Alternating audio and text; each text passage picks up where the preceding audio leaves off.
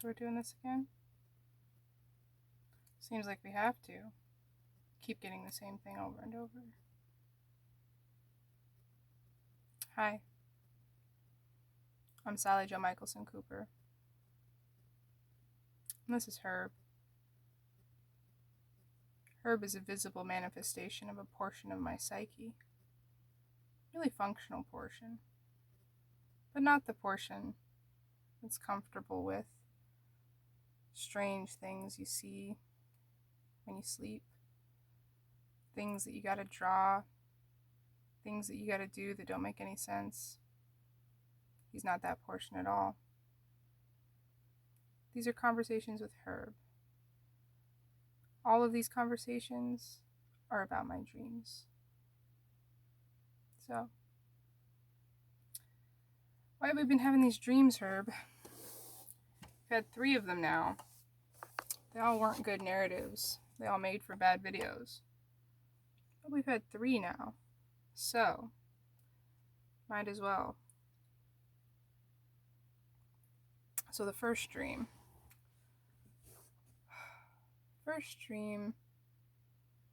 It was the most in-depth one of these dreams. We dreamed we were either a prisoner or a prison guard. I'm not sure which we were, and we were at a strange prison. It was kind of a prison in the middle of nowhere. It was like very old buildings, very old structures. You know, like old cement when it crumbles? It was that kind of a place. We were outside in some kind of a courtyard. And the world was grays and dark and browns, and normally I dream in pretty vivid color, but this wasn't vivid. This was drawn out like a post-apocalypse movie.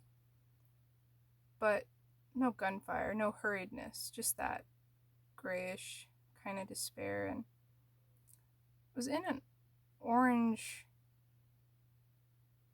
suit, but it was kind of in a funny line where like you couldn't tell if it was like a construction worker type of suit or prisoner type of suit, but it was definitely one of those coverall situations. And I was working with a bunch of other people who were cleaning, and maybe we were janitors or maybe we were prisoners, but we were cleaning. And I got old mop water all over myself, and I had one of those terrible sponge mops, and I think maybe I was cold a little bit or something, and something changed, and I had to get away from there. And then I felt like maybe I was being followed, or maybe I was being chased, or something was happening. And I went around this corner, and I came up on this embankment, and it was like the embankment that would be up on the edge of a field, like where there's a road that oversits a field that's going to be irrigated or something. And I look way, way down the field, and the field isn't a field. The field is like a dark, black sea that goes all the way to the setting sun. And on that dark, black sea that was moving, it was liquid, it was black liquid, was this dirty, grimy foam, and it was rolling through the motions of the sea, but not like a cresting wave motion, just like the little ripple, and the foam was moving more than the water. And then there was a breeze, and I saw it rolling over the black water field, and it blew towards me, and when it reached me, it wasn't moist at all. It was like the opposite of moist. It was like dry dust. And I breathed it in my mouth and my nose, and I felt the dust and the air, and it made it so I couldn't breathe at all. And I managed to get a few paces away, and I started to be able to breathe again. And there was an old, drawn out wooden building. And then a little further down, there was an old, shaggy, dirty white dog. And I came up to the top of the embankment and away from that field, and I looked across a gravel road, And there was an old man, and he was the man who owned the dog. I knew it. And he was kind of looking off in the distance, smoking a cigarette, and I thought, he'll come after me. And I looked around, and I looked at him again, and he looked like my Uncle Oscar. But I still thought, he'll come after me. And so I saw a haystack a ways off, and I've been around hay enough. I know they're very dusty, and I thought, perhaps I'll hide up in the top layer of that haystack, and I'll be safe for a while until everything calms down. But then I got worried if I went up there and got under that top of that haystack, the hay dust would get me, just like the dust off the ocean. It was vast like that. It was a field sea, but it was vast. It was vast like the ocean. So I was worried about not breathing if I went up into that haystack, and then that's when I woke up from that dream. I don't know what it was about, and it was very strange, and that strange, the dusty sea with the black water really bothered me. Also, just not having a dream where you can't breathe is bothersome. So that was that dream. And then I had another dream that was very short. I think it was like a day later.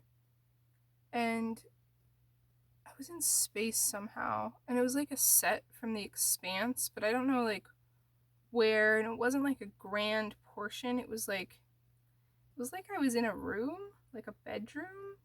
Or like the flops. It was like I was in a flop room, like they discuss on the, like just a mattress and nothing else. On The Expanse, and the air had gone out of the ship, and I didn't have my helmet, and I tried to breathe in, and there was nothing. That was that dream, and it was black. There was black because space is black. The black. They refer to it in The Expanse, the black. So there was that. Another show. I couldn't breathe. And then the most recent one, which was only a couple of days, I don't even know if there was a day. Maybe this was like 1, 2, 3 days in a row I had these dreams. I dreamed, it's funny, it was like a scene from the Middle Ages, and I was carrying a bag of all my things that I needed for work, and I was traveling, and everyone was traveling on foot, and everybody was using these very old-timey means of transport. So we came to this river that had to be forded, and so it was a big flat boat where you don't really row it, you just ford, so you pull on a rope and it gets you across, and it's not very high water, it's like 4-foot high water, so like you could put a bridge over it, but they didn't, they just used a ford.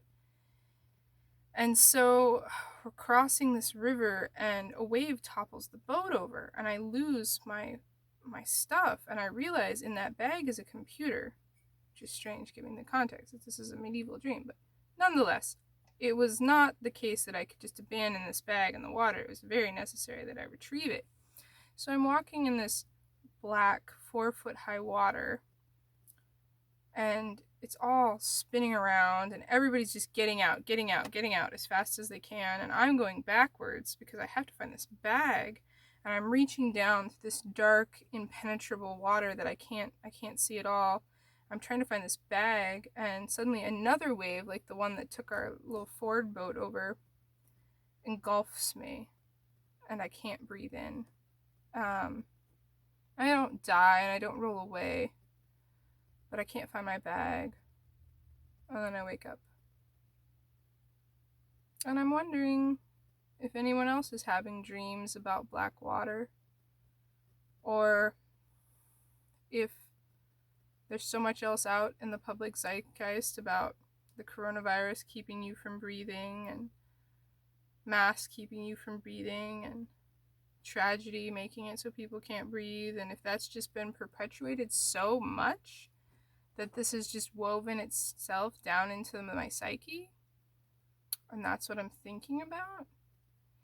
And even so, if so, why is there a dirty old white dog? And why am I a janitor at a prison? And why am I fording a river? And why the chaos and the order? And I know there's dream explanations and dream journals, and I had a friend say, "Oh, you're trying to escape," and I'm like, "Yeah, maybe." And there's all that standardized stuff, that dry clinical stuff that you can do with dreams, but dreams aren't like that. Dreams are strange, and there's usefulness to them, and they're the weirdest thing that everyone has, and they're meant to be experienced weird. And that's part of why I've taken on this motif for my dream videos. And bad lighting does wonders for the features, so there's that. Gotta have her looking good.